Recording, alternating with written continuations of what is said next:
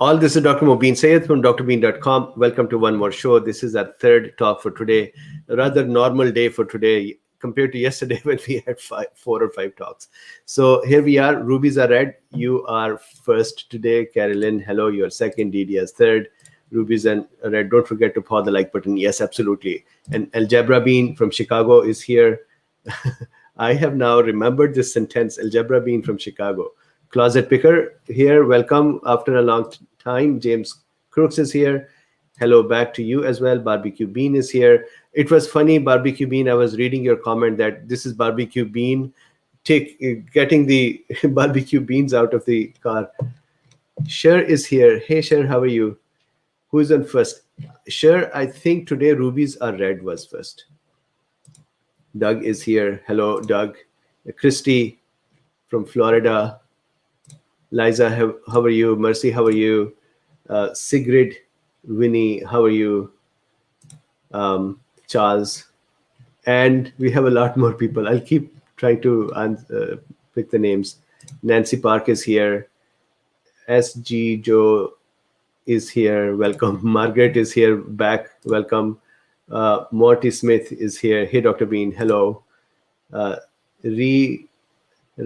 Repertion Mind. I can't even read. Sorry. Hello. Colin Hamill. Hi, about 10th. Very good. Hammy, welcome. David is here. Can blood pressure meds with ACE2 inhibitors affect the virus? No. So we have had that discussion many times. The American Academy of Hypertension or Cardiovascular Diseases had also come out and given a message. The message at that time was that if you have been taking ACE inhibitors or ARBs, then don't stop taking them. And if you have not been taking them, then don't start them to see if they would help with the virus. So meaning status quo, just go as it is. Sassy Bean is here. Hello, France. Miss Pami. Hello, Dr. Bean. Hit like button, everyone. Yes, absolutely. Colombian Coffee Bean. I have concern that counterfeit fake ivermectin being produced and sold in some developing countries, and that would be unfortunate.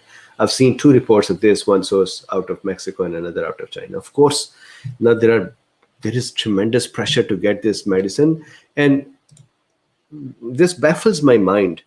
In Pakistan, my friend sent me a picture. This was in the beginning when the vaccines were still in trial, and they sent me a picture which I just could not understand. In some drugstores, there were tiny droppers that had written Pfizer on them.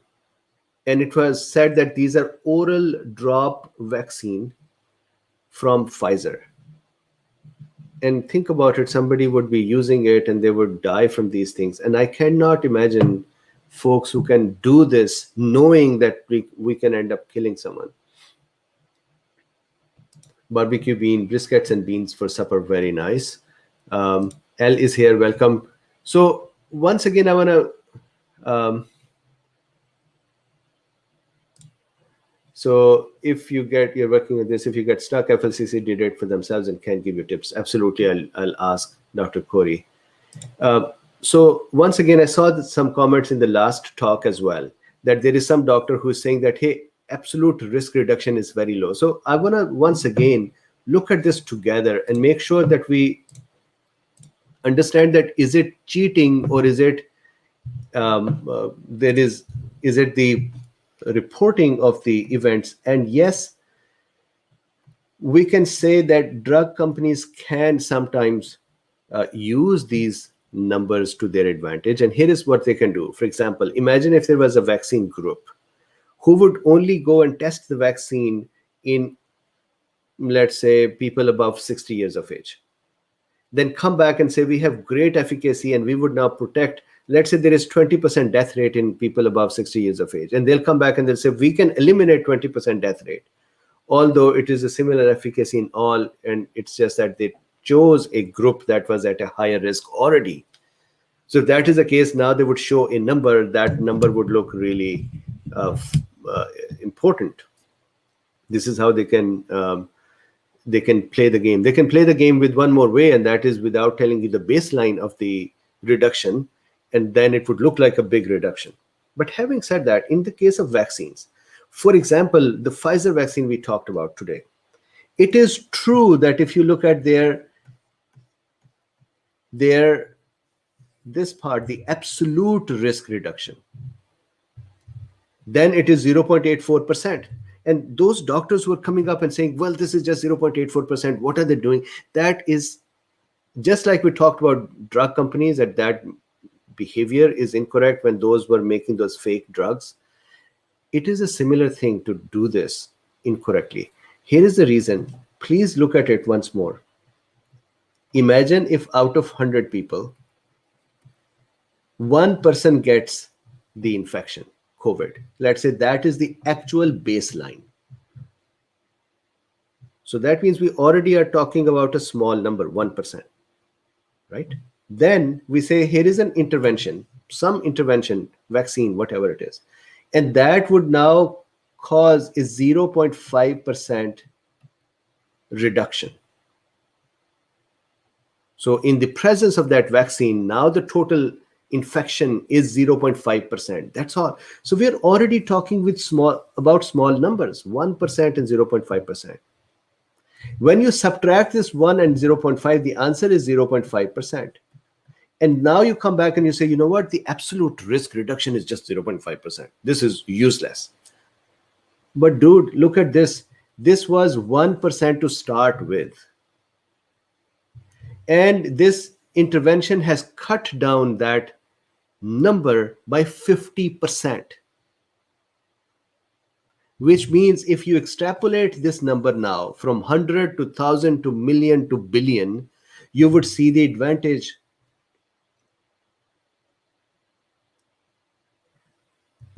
That, I think, is the cheating by folks who are trying to, I don't know, make people nervous. So vaccines, all vaccines, are going to show a smaller number of absolute risk reduction because the original infection percentage is also small. Now, on the infection percentage, one more comment is this, that the right number for exactly what is the percentage of infection can only be realized once the pandemic stops. For example, if Israel today, they're almost out of the pandemic. If they now take an account of their population, what were the total infections that were going on, when did they start the vaccination, what was the result with the vaccination, they can now, in a controlled time where the time can be stopped now, no more cases are occurring or no significantly more cases are occurring. Now they can go back and do the ratios and come back and say, in our society, the percent infected without vaccines were following, this was their ratio, and after vaccine was this. In many other societies, the infection spread has not yet stopped. So today we may say 1% of 100, tomorrow we may say 2% of 100. And when we finally end up and stop when the pandemic is over, that may be 3% or 4% or 0.5%, who knows? So during this time, whatever is the number, vaccine is improving that number by a significant number. That is how to see it. I cannot imagine why doctors are doing this. And then when I clarify these things, then somebody would get up and say, you are a shill, somebody bought you. No, nobody bought me. These data points and these formulas are out there from ever. Okay, so let's see some questions as well.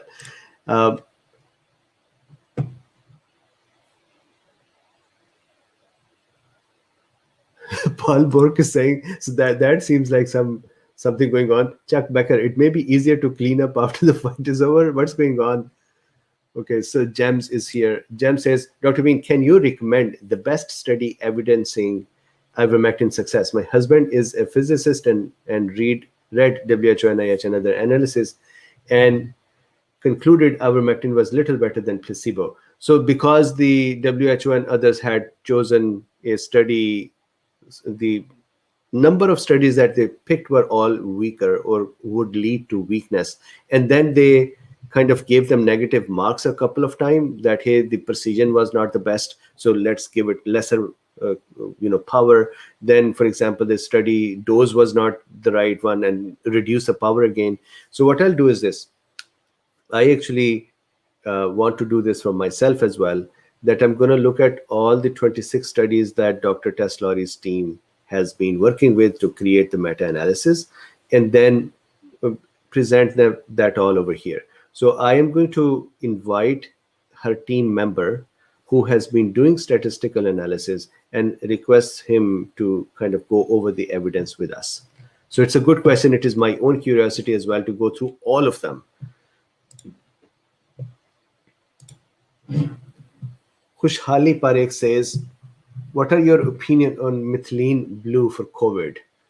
I think I've done a talk about it. It is interesting, but it is not a solution. It is useful. Nancy Park says, pericarditis in 32-year-old female who had COVID last August. Cardiologist suggesting that the vaccine might help with heart pain. She hasn't even had an echo yet. Thoughts? So without knowing the person and without giving an advice for the person, just hypothetical. So let's say this is the heart muscle. I'm just going to make it simple for us so that we can look at the, so these are the four chambers of the heart.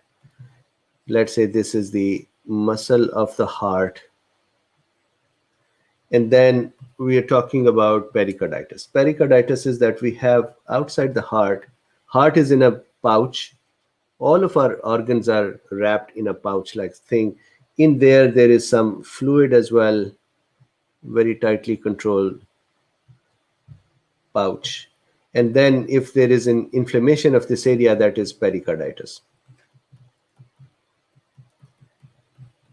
So there is inflammation. It is swollen. It is inflamed. Now the question is, why is it inflamed?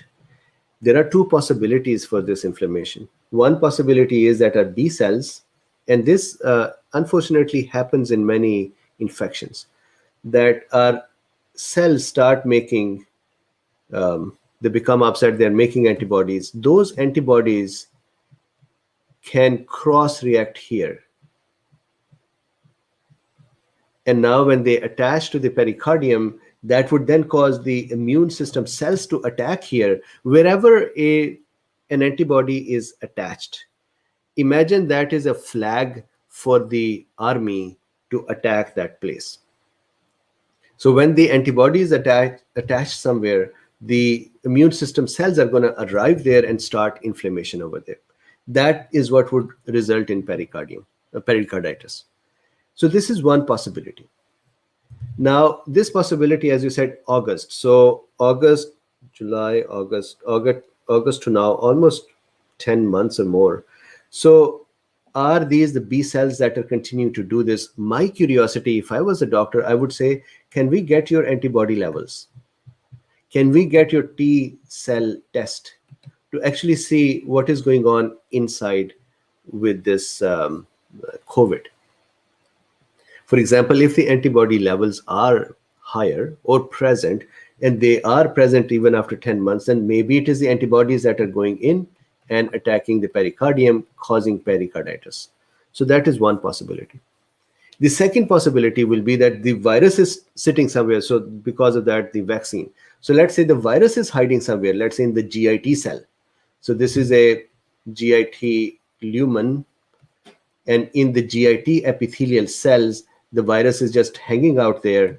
And then from these cells, inflammation or the cytokines are occurring and the cells are becoming mad after attacking here. And this process is continuing. So is it possible that is the GIT or some place has the virus in it? If I wanted to explore that, there is monocytes to see if they have the virus, and then fecal shedding of the virus will be interesting to see if the feces still contains the virus. That means there may be the virus still sitting in the gut. Virus may be sitting in other places. If that is the case, then saying that, hey, take a vaccine might actually help, because vaccine would bother the immune system to ramp up against the virus and clear the virus out and hopefully improve it. If the virus is not there and it is just the immune system that is going mad, then giving vaccine might tip the inflammation for a few days more and then settle down again.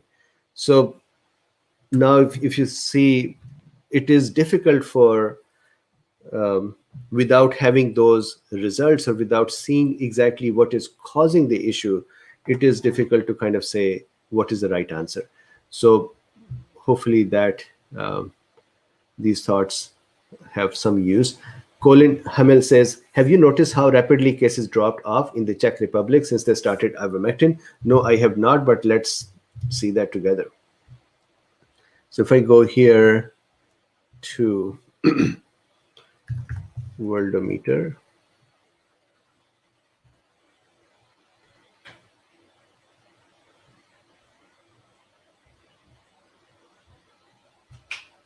Israel here, I always kind of enjoy. So 315, 110. So that is Israel. And now Czech Republic.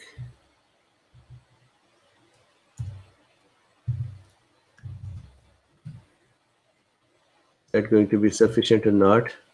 So if I go to countries, I think I have to spell out the whole.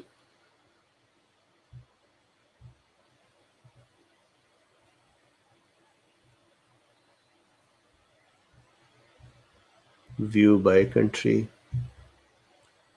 Somehow, if there is an incorrect country, then this worldometer just crashes. It cannot handle it anymore.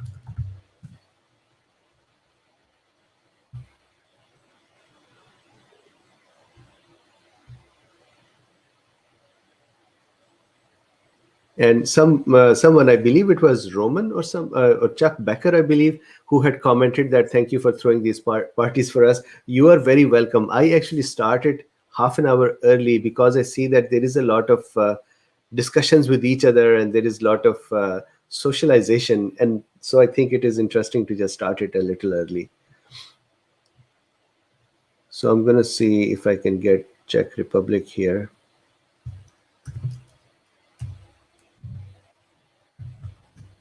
Is Czechia the same?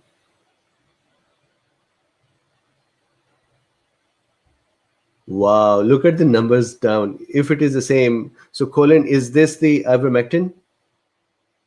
This will be interesting to research. So 2,301, and the third peak was 12,000 cases in 1 day on 7 days rolling average. And now they're down to 2,301, which is excellent. And active cases have gone down to 54,000 from 161,000. And my hope is, yes, the deaths are following that as well. So very good result. Colin, thank you for the hint. So how is Czech Republic using ivermectin? Ivermectin in CZ.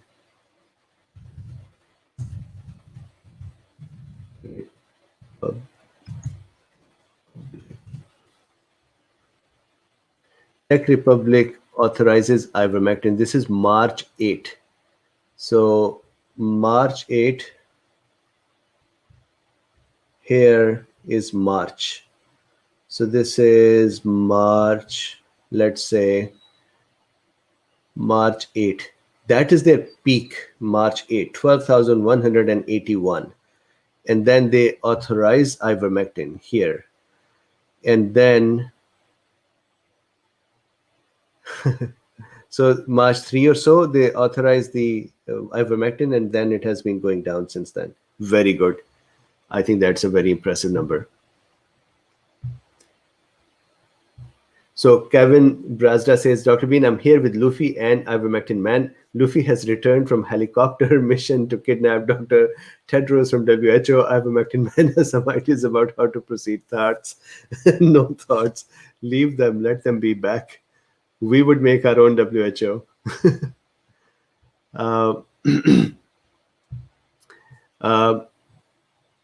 Denise, there's a Stratilize says, I have watched almost all of your videos, and I still don't know the source of mRNA used by Pfizer and Moderna. Is it synthetic or extracted from a host or the actual spike protein? So Stratily's basic idea how they get the um, the RNA is the following. What had happened was, the history is this. I believe in January or February, very early on, China had released the full genomic pattern of the virus.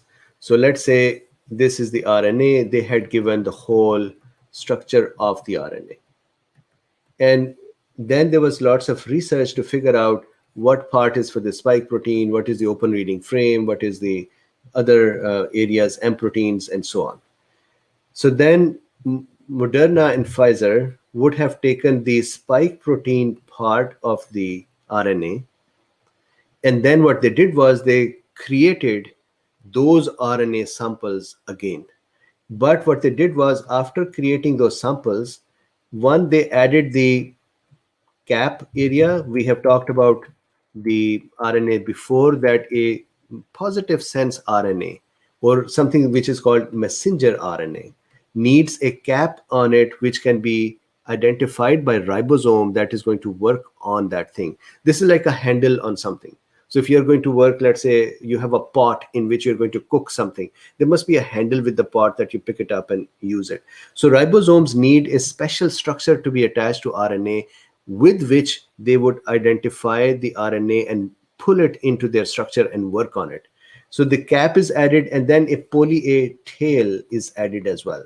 Poly A tail.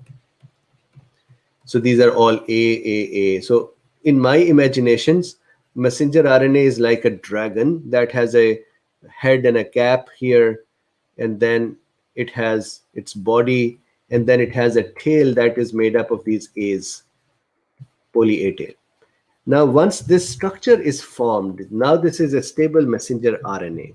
They can further change some of the amino acid bases here to replace them with the amino acid bases that may be a little more durable.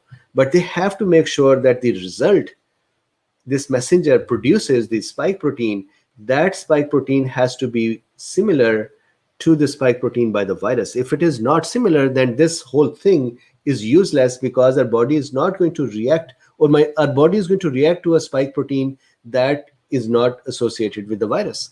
And so what's the benefit of having this spike protein?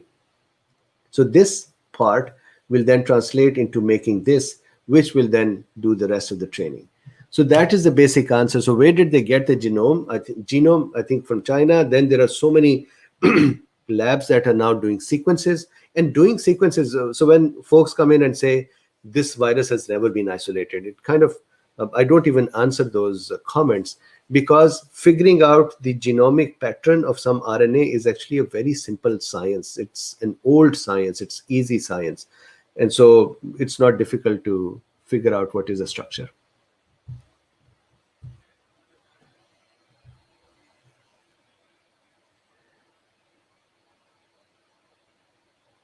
Okay, so Jenna, I heard that you were having tachycardia. I hope you're okay. Is this after getting IVIG, or it is just in general? Denazir Atizol says, what are your thoughts for the people who got the first dose of AstraZeneca? Should they get the second one? And if so, what kind of prevention or medication they need? So the basic question is for the doctors and the AstraZeneca folks. This is what I've been complaining about, that they should at least create a protocol. And I'm waiting for US to create the protocol for Johnson & Johnson. The CDC had promised that the next week, which is this week, they had said, we will come back with the advice for doctors to say, here is the symptoms set to be aware of, and here is how to manage it. I haven't yet seen anything. Maybe it's my ignorance. Maybe I didn't see it. So the answer here, second dose, yes, it is needed. And second dose is given to tons of people in UK and many other parts of the countries. The question is that, is there a possibility of the, let's say, clotting occurring? What we have seen is that first dose, if clotting would occur, it is more probable or more frequent with the first dose compared to second. So the chances of clotting after the second dose are lower, but still there are chances. And so it should be taken, the second dose. It is less risky than the first dose, but you should talk with the doctor as well that, hey, if there is a possibility of clotting, what are the symptoms I need to look for, and what are you going to do about it in a timely fashion?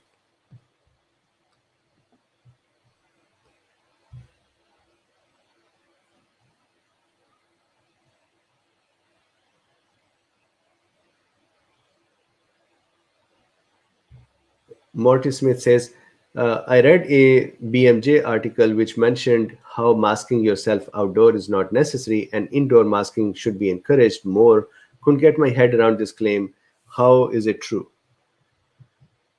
Okay, so it is actually masking has become such an interesting thing that even CDC has taken about turn so many times. So let me explain outdoor first. Let's say there is someone outdoor and they are so how can I make them walk?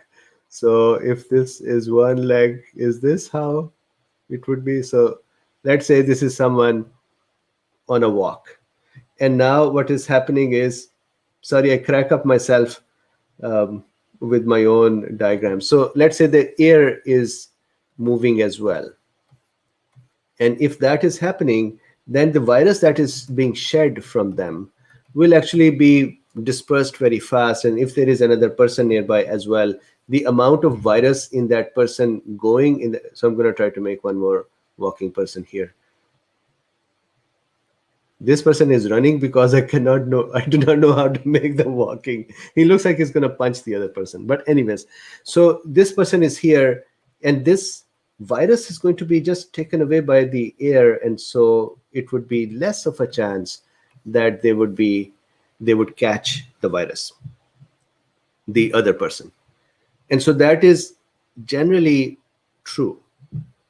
Now, if we talk about outdoor, for example, when I go to Starbucks, what they have is, so let's say this is the Starbucks, and they have a corner. On this corner, what they've done is they've put a lot of um, shades and stuff, and there are tables down here, and people are sitting at those tables.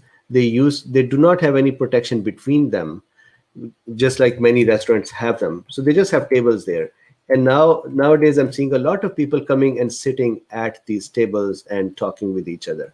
So if that is the case, they are outdoor, but their risk of giving um, uh, infection to each other is more. So that is outdoor, which is really not safe. Then if you go to the indoor, if we go inside the, let's say this Starbucks, and now inside is lots of people standing there, and then if they are shedding the virus and the virus is sticking in there, so let's say the ventilation is not good enough, or the ventilators themselves are also infected, or the places are infected, and then we are just recycling the air over there, then it is possible that they would have given each other the virus more. Or for example, a doctor's clinic, which was used by CDC in the beginning, a doctor's clinic has people who are actually possibly more sick than others.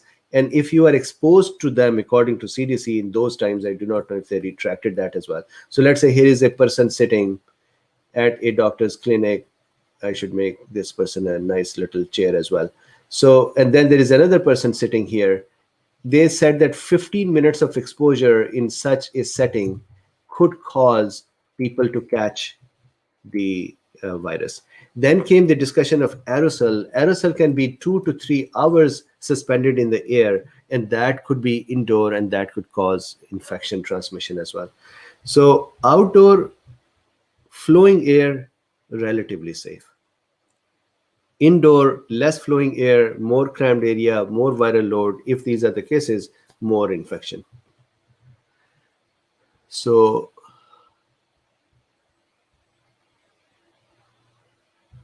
so we have a question. Star Pembroke says, question, if we lose our innate immunity, cytotoxic cells and helper cells needs cytotoxic, doesn't that leave us vulnerable to all other variants?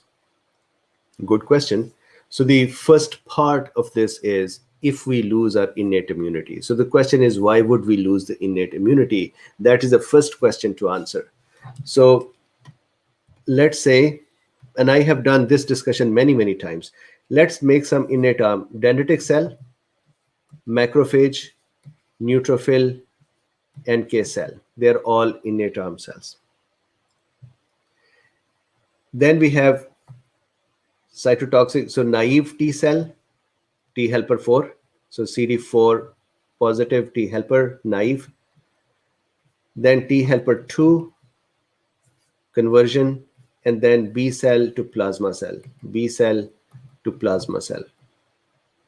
Then T helper 1 conversion, and then cytotoxic T cell, CD8 positive, as you write there. So CD4 positive, 4 positive, 4 positive, and 8 positive. Good.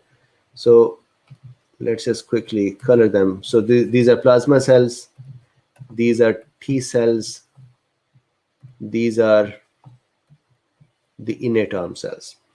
Now, this question is very common to say that, hey, what will happen when the innate is destroyed?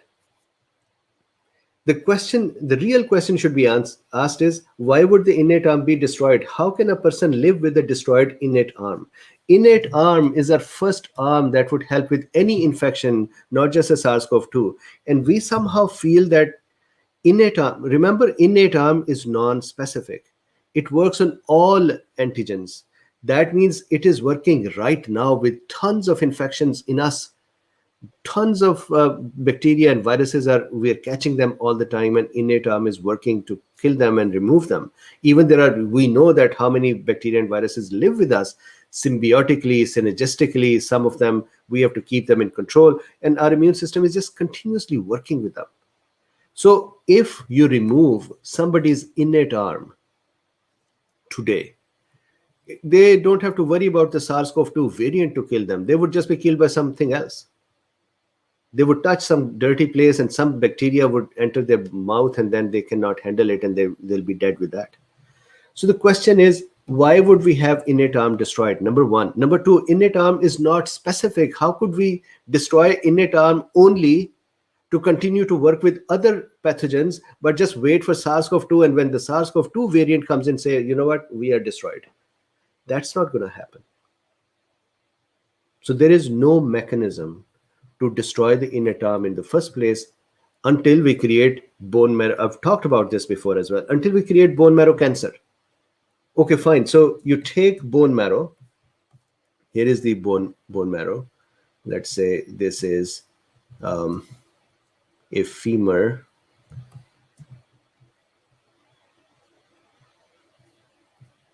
So here we have a femur. Although femur, ribs are a better example for the bone marrow, but let's say femur has bone marrow. The condyles do not look very correct.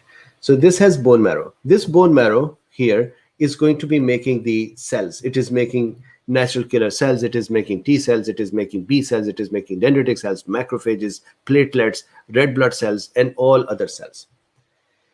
We want our immune cells, all of the innate arm immune cells, to be destroyed. We cannot just go to the bone marrow and place an order to say, please destroy only the parent cells here or the stem cells here that are for the innate arm and leave all other cells intact. That's not going to happen. But let's say we do it. We have to now go and destroy the bone marrow. So what is the mechanism to destroy the bone marrow selectively for innate arm? There is no such mechanism. If we are going to destroy it, maybe cause a cancer to the bone marrow. But if we cause cancer of the bone marrow, then the whole bone marrow would be destroyed. Then all cells will be gone. Or maybe cause fibrosis in the bone marrow. So cause scarring. There are some autoimmune diseases that cause scarring of the bone marrow again, or injury in the bone marrow again, which causes this scarring to occur, and bone marrow is slowly destroyed. So maybe do that. But then can you just say only innate arm should be destroyed and not the others? That would not happen. there is one more possibility, and that possibility is that somehow, this is such an impossible thing that I'm going to explain. Somehow, we create a set of antibodies that would only attack the natural killer cells, the macrophages, the neutrophils, the natural dendritic cells, and nothing else. These antibodies selectively destroy this part.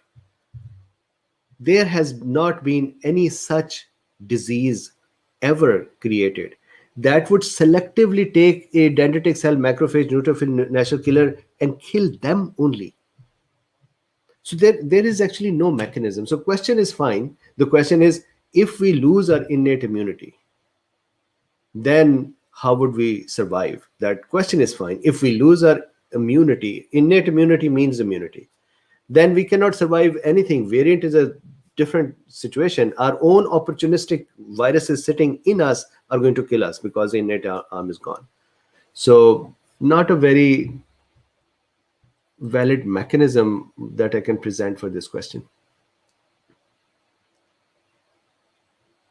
Logic says, is there a chance that India variant will significantly bypass the vaccine? So for a variant to significantly bypass a vaccine, the variant has to create too many changes on its spike protein.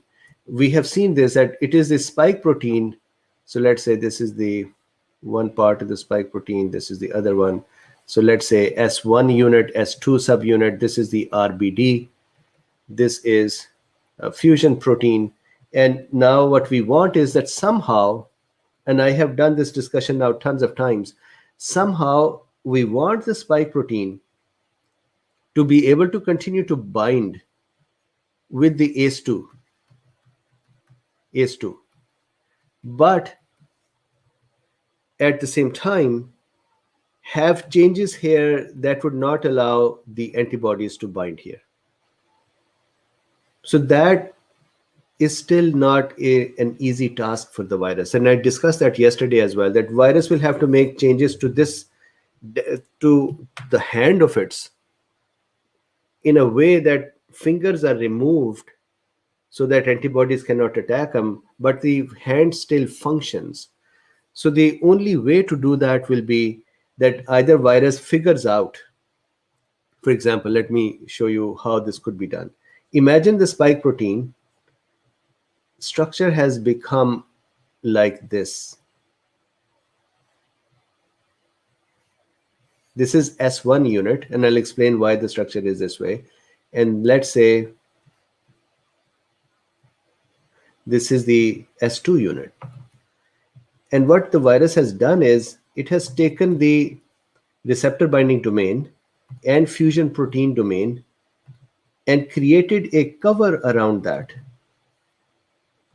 like this. It has hidden them inside, and it still can come in, go to an ACE2 receptor and still kind of attach with it, but it has created so much mutation around that the antibodies cannot just work with it. So in this case, the virus is going to connect with the ACE2, still cause the infection, but antibodies will fail. So let's say some virus can do, it would have to make hundreds and hundreds of intelligent mutations to reach this point. Another possibility is that virus just decides that, you know what, I'm just going to change my spike protein so that I do not need to work with ACE2 anymore. I'm going to work with some other receptor.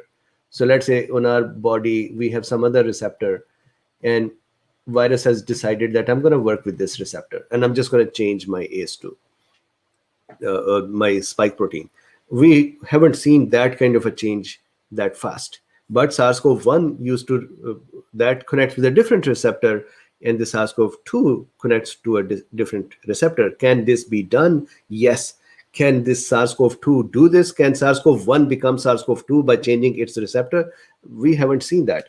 But let's say that would happen. This is one possibility. The second possibility is there is so much mutation that our antibodies cannot find it. Now, here's the deal. Think about this over here and this over here. Let's say that the virus has done this. Don't you think that our immune system will go to studying this system as well? Just like we studied SARS-CoV-2, our immune system worked on SARS-CoV-2. and SARS-CoV-1. So imagine this is the situation. SARS-CoV-1 became SARS-CoV-2. So yes, we ended up with a pandemic, and our bodies are now taking care of the SARS-CoV-2.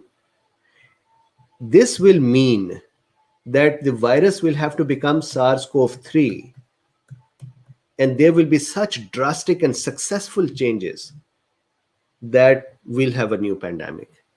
To get that done, we'll have hundreds of changes that are needed. That's not going to be an easy task for this virus.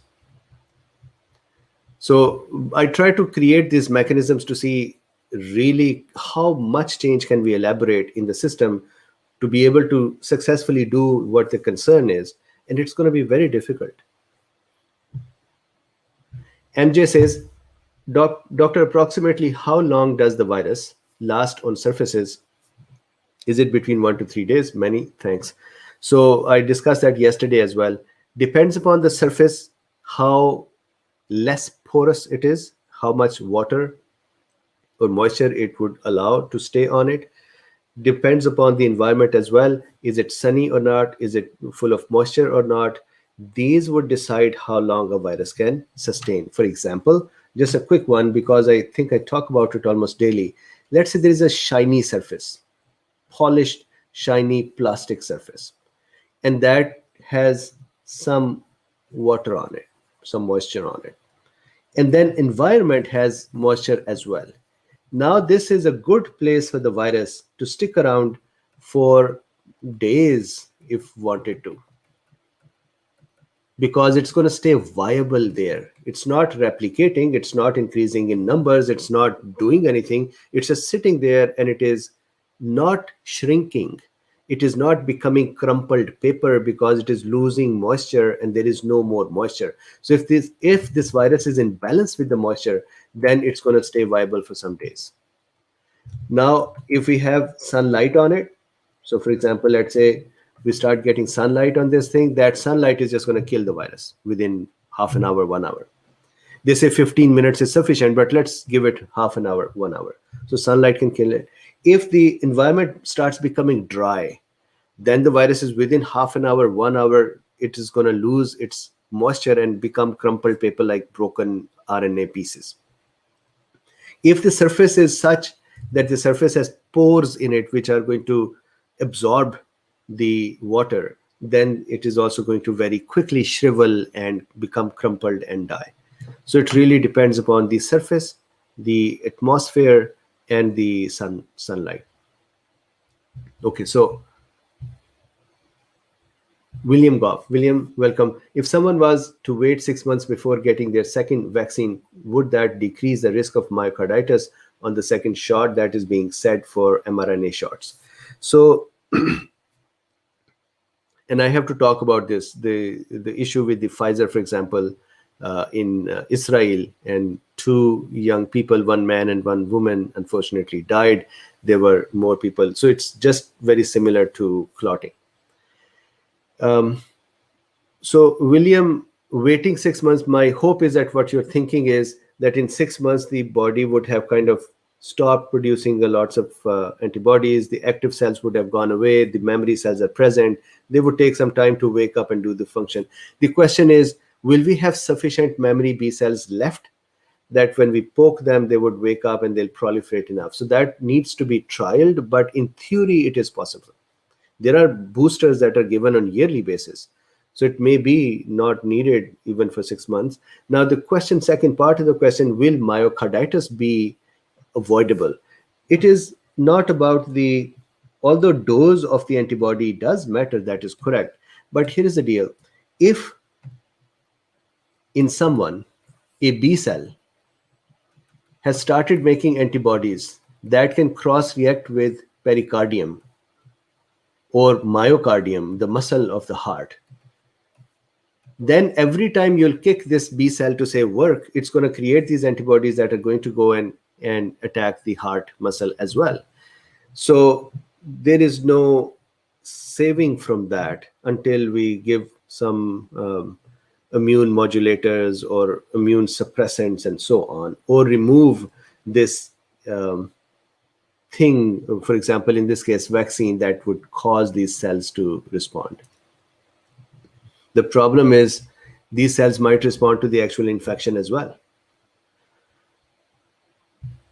Liza says, question, Dr. Bean, quality of data is driving me nuts. Please explain. Tell me more about it. Quality of, is this the last discussion, the relative risk reduction and absolute risk reduction? Don't get it. Risk reduction will depend on how good many data pool is. New cycle thresholds that has no, i.e. clear data guidelines. How could I equate both groups to get a good equation? So give me a little more elaborate example. Tom Johnson says, Dr. Bean, are you going to discuss what you think about Dr. Ron Brown said about the vaccine trials and studies on trial site news? What did he say? So let's see. Dr. Ron Brown.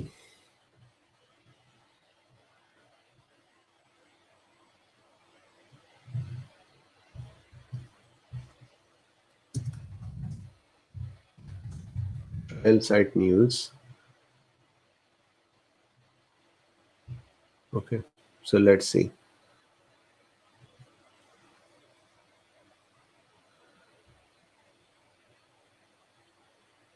So Dr. Ron Brown of Waterloo University talks about his Cambridge and medical paper. We discussed relative risk reduction and absolute risk reduction.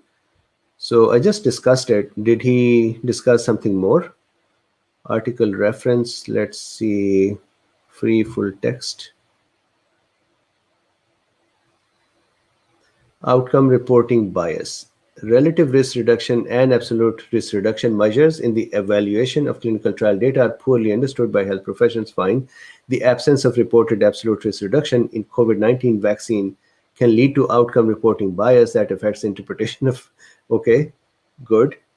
The present article uses clinical epidemiological tools to clinically appraise reports of efficacy of Pfizer and BioNTech. So here is the deal. What would happen is, I've not read this, but what would happen is he would say that it was 0.88, let's say Pfizer. The actual risk was 0.88. The vaccine brought it down to 0.04. The absolute risk reduction is 0.84%, and that is a very tiny number to talk about. And then he would say, I'm thinking, and I have to go and read it, but I'm just thinking aloud at this time with you. My apologies. Then he would say that, hey, you know what? Because this is a very tiny number, they are going to pick up this number and create the relative risk reduction, which would be 0.04 divided by 0.88, and then that is risk reduction. And then one relative risk reduction equals 1 minus that number, 0.04 divided by 0.88, and that is 95%. And then they'll say, hey, they said 95%, and that is wrong. Agreed to the point that 95% is larger than 0.84%, correct? But important thing to note, and maybe he's actually educating, I have to look at it. Maybe he's saying what I'm going to say now. He's saying that, hey, look, healthcare professionals, you should know that if this number comes to be 1, that means there is no change in them. But if it is 95% over here, that means that people who are vaccinated, only 5% would still get the infection. 95% will not get the infection. And that is the qualitative answer of that is the quality of it. That is, so if you ask me that some drug, does it have an outcome for some event, and the answer comes to be 1 over here, then my answer would be, my interpretation will be, there is no difference in control versus investigation. Then if you said, hey, there is something that has relative risk reduction of 95, that means it has relative risk of 5%, which tells me that what we are saying is that when the intervention is present, then 5% still get the disease and 95% do not get the disease. That is the quality of it. Now, that is 2 people versus 1,000 people versus million people, does not matter. This is the percentage between them. That is a qualitative number. Quantitative number, original number is small and the secondary number is small. So that is fine. So let's see if he's in a similar vein. Based on data reported by the manufacturers for Pfizer-BioNTech vaccine, this critical appraisal shows relative risk reduction, 95.1%, 95% confidence interval, P is this, absolute risk reduction 0.7, which is absolutely correct, 95% this.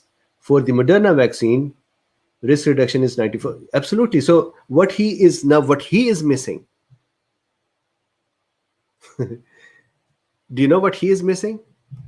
Whenever we talk about the absolute risk reduction, whenever we say, you know what, absolute, for example, if I say Pfizer vaccine has an absolute risk reduction of 0.84%. Do you know what I am missing to tell you here?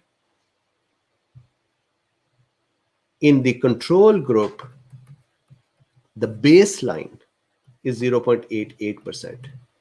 I'm missing this. So what I'm saying is there is 0.88% chance of the infection. Out of that 0.88%, with this drug, I have removed 0.84% of the chance and I've left it to 0.04%. That is a 95% improvement.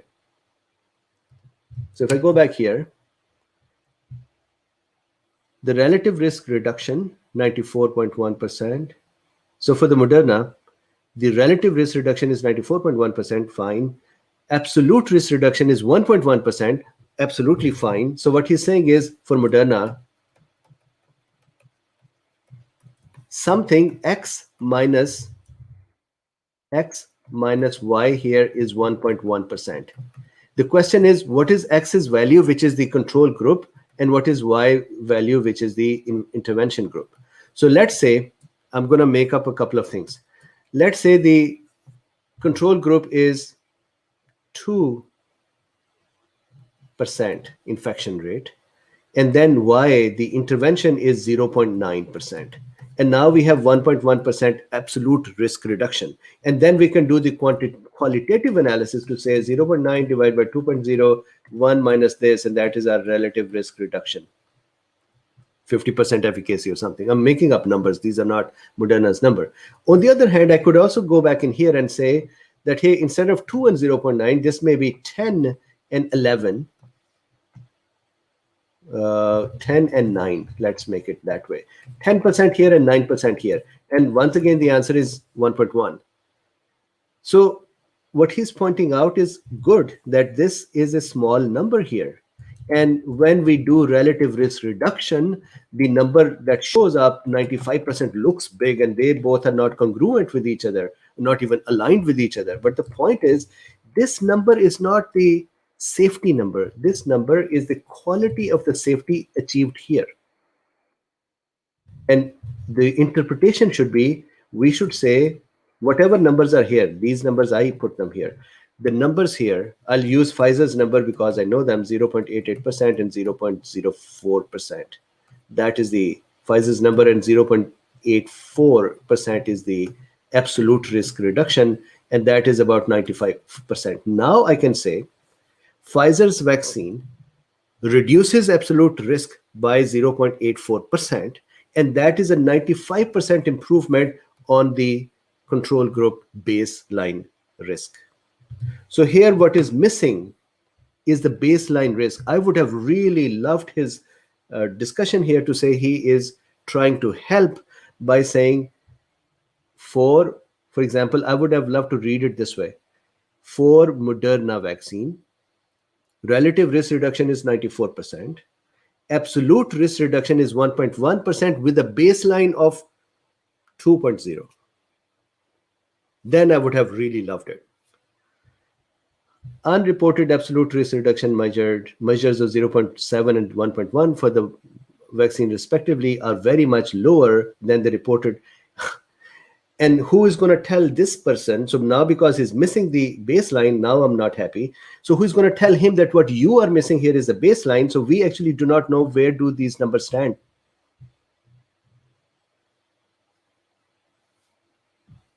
Everyone is trying to do this to others.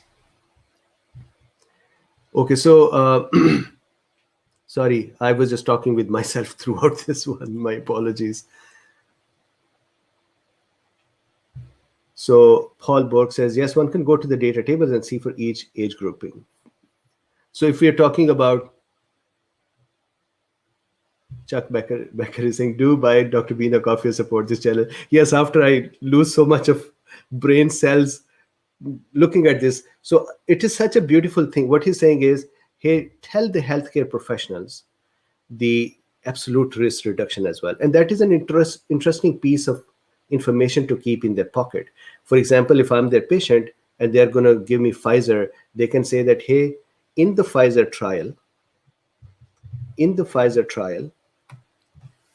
they were for, I don't think any healthcare professional is actually that much willing to help their patient this much. I wish they were, that they would say, in the Pfizer trial, for example, I'm making up the numbers now, so please forgive me, 40,000 people, there were 20,000 in the control, there were 20,000 who were vaccinated. In the control, out of 20,000, we had, let's say, I'm just going to make some easy number for myself, 20 infections or 200 infections. And here we had 2 infections. And this percentage comes to be, let's say, so 200, let's say 2%, 1%, 1%, some percentage. Let's say it is 1%. So the percentage was 1% of the people in this trial who got sick. And then when they were vaccinated, in the similar number of people, similar demography, there were actually 0.01% people who got sick. And the absolute risk reduction was 1 minus 0.01 is, let's say, 0.9, 0.9%. And then this means that there is a 95% or 90, whatever the numbers are, 99% improvement over this. That, if I can be given that whole sentence or written on a piece of paper, I would love it, because it starts me from the whole thing. It gives me the baseline, it gives me the improvement, it gives me the percent improvement. But when he is criticizing that they only showed you big numbers, what he himself is missing, and I don't think he is he does not know this, I'm sure he knows it, that the absolute risk reduction must be then seen with the baseline as well. And you can actually calculate the baseline from absolute and relative risk. Both of numbers are here, but then I have to do the math again. So why not just tell me the baseline? And maybe his baseline is present in the actual data here. So for example, absolute risk reduction, vaccine risk reduction is, so we know there's a control event. So here, control event rate minus experiment event rate equals absolute risk reduction. So here he's saying 0.02, and this is 0.01, and this comes to be 0.01. Okay. So relative risk reduction is then divide them, and that comes back to 50%. Fine. And if this is the problem that we want to, if we want to arrive at this conclusion, that if I don't take vaccine, there are 2 people who are sick in 100. And if I take vaccine, there is 1 person who is sick and 1 person is saved. And then say, you know what? I'm fine with that number. I don't want to take a vaccine because it's just what? If it's not 1, it's going to be 2. So that is a personal choice. If that is the kind of messaging he wants to produce with this letter, then that is his responsibility. He should know what he's doing. I would take 50%, 60%, 70% efficacy and protect someone. This means over here, 1 more person has become protected. And why not protect them? I wish I could protect this person as well. And the other thing to balance with this is to say, okay, fine, we have given the vaccine. Now do the same thing with the vaccine as well. And say, how many deaths due to vaccine? So what were the number of deaths without vaccine? What are the number of deaths due to vaccine? And then do that comparison as well and put that over here too. And that would actually be a complete story. Okay, so continuing, maybe we answer one more question and then we stop. MD Faizan says, can a person die after getting first dose of vaccination? Very open question. Yes, for example, anaphylaxis can occur and a person can die, and there have been people who got the dose, got anaphylaxis, could not be revived immediately, or were on the way to the hospital because at the center when they gave them EpiPen that didn't work and they died. Uh, can there be a reaction other than anaphylaxis? Yes, maybe they have the some other adjuvant in there. They can. Yes, death is possible.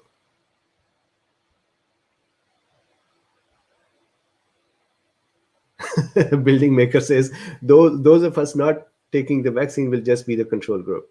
Yes, and many people send me notes to say that, hey, we are happy being the control group, and please realize I have never asked anyone to take a vaccine or not to take a vaccine.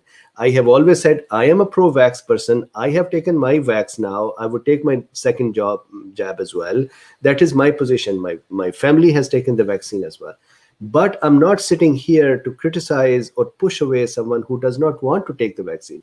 I always become a little upset when somebody uses numbers or information to lean on one side, but then they are also being disingenuous. Maybe he is not. Maybe he has I have to read the whole thing to see that maybe he has done a good work and provided all the baselines and all the numbers and provided good teaching. But then just to do this, that hey, on one end there is 95% and the other end there is 0.84%, look at how disastrous difference. Do we not know? Now my rant is not stopping. Do we not know that 0.88%, 0.04% result 0.84%, this numbers quality is 95% improvement. The difference between these two numbers is 95% improvement. That is what efficacy is. Now, if he's saying that, hey, somehow this is misleading people, then I don't know what is a misleading here. The story here is that when you take a vaccine, your chances of getting the vaccine, or out of 100 people, 95 people will be protected. And 5 people can still get the COVID, versus the control arm where out of 100 people, 100 can be getting out of the control arm, 100 people getting infected. So anyways, let's move on.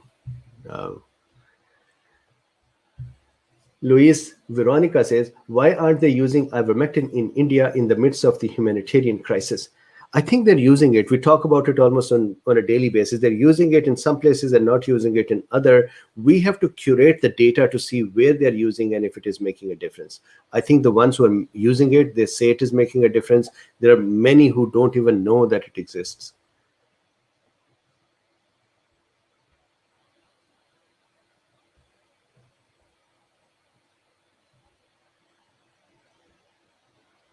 So let's take one more question and then we stop. Kevin Brazda says, Dr. Bean, what is the timeline and biological situation that allows for SARS-CoV-2 to mutate into a variant of concern? Also, will these variants just continue to come, causing endless viral storm? This is a beautiful question. So let's look at this question. So what happens is, imagine this is a virus. This is a SARS-CoV-2. And this virus entered our cells here.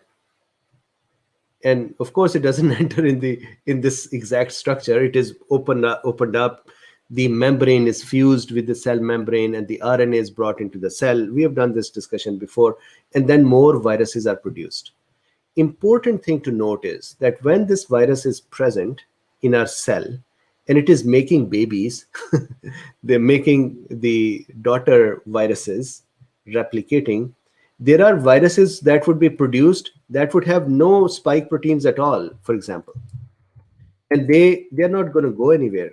Then there are going to be viruses that would have maybe instead of a spike protein, some other kind of a thing there.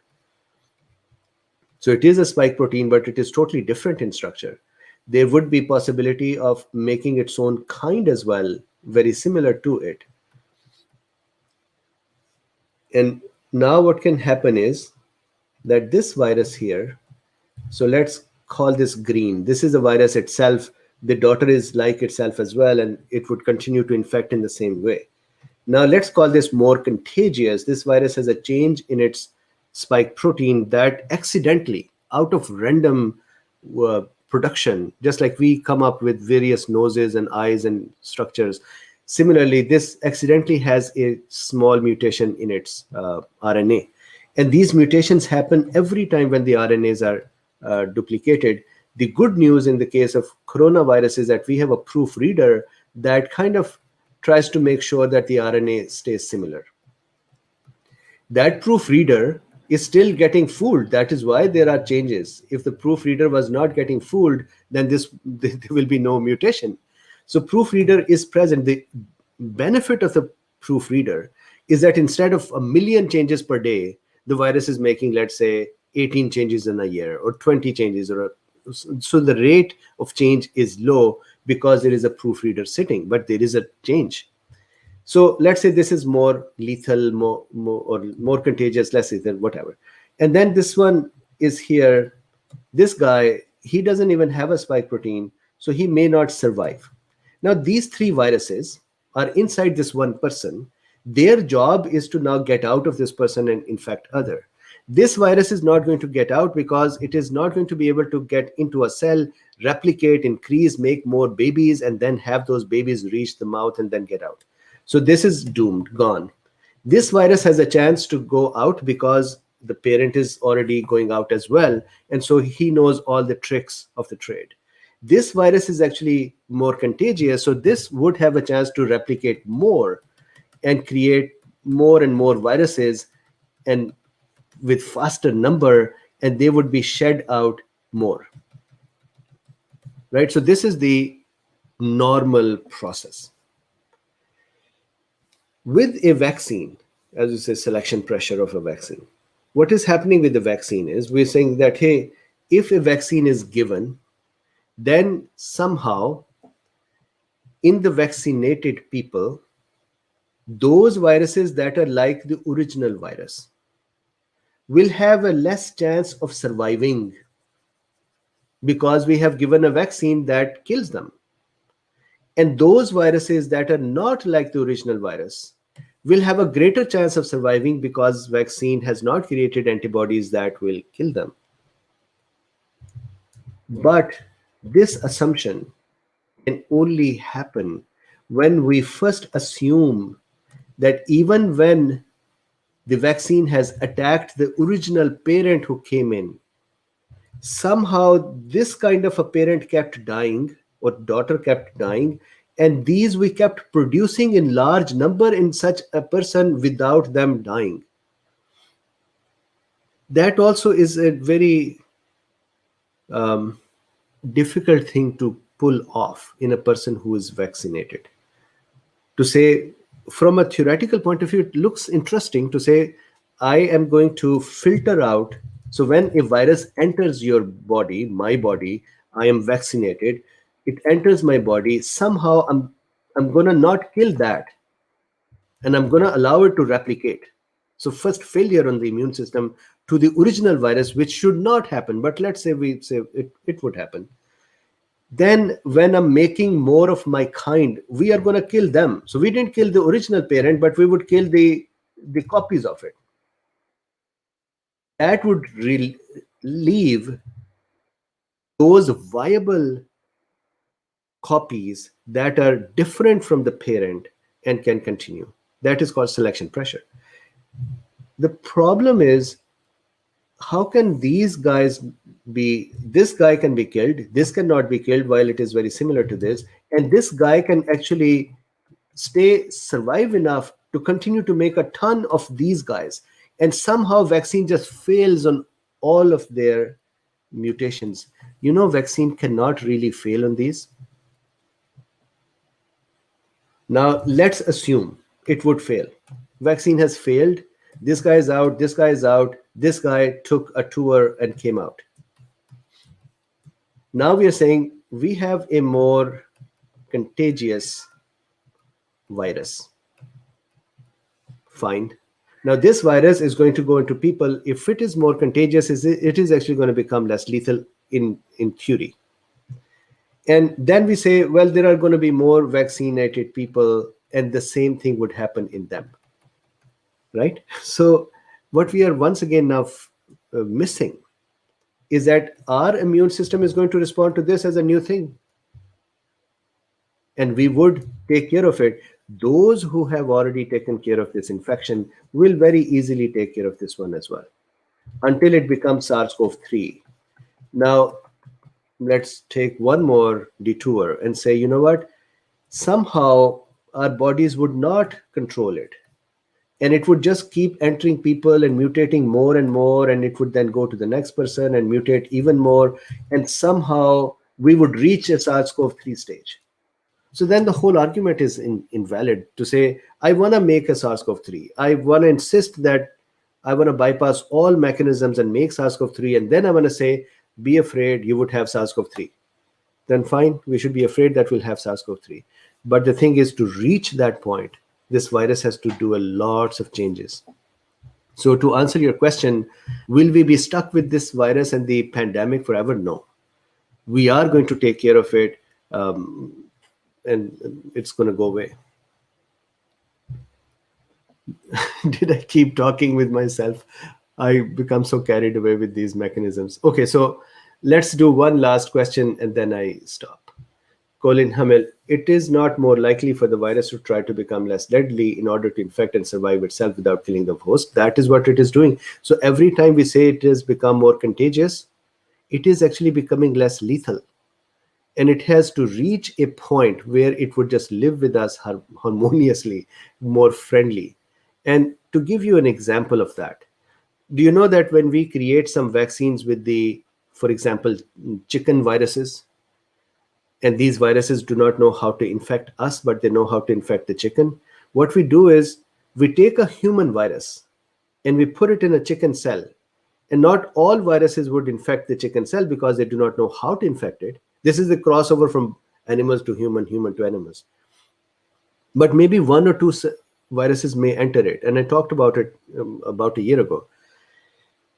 Then we take those chicken cells that are infected by maybe one successful variant. And then we grow those chicken cells again, and we grow those viruses again and give them another shot to try to change further.